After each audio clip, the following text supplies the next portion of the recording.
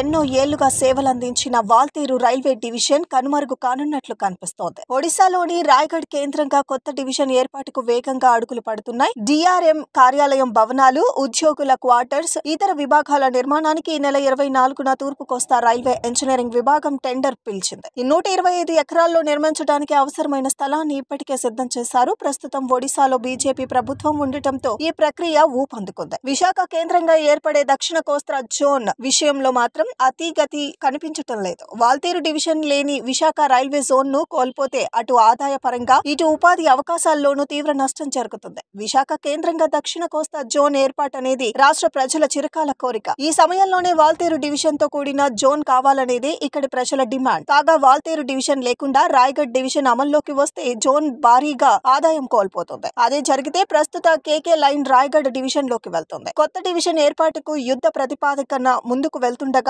Waltair division ఉంటుందా లేదా అనే దానిపై స్థానికుల్లో ఆందోళన వ్యక్తమవుతోంది. జోన్ గురించి రైల్వే మంత్రి మాటల పూర్వకంగా చెబుతున్నారనే తప్ప క్షేత్రస్థాయిలో ఏమీ జరగటం లేదన్న అసంతృప్తి రాష్ట్ర ప్రజల్లో నెలకొంది.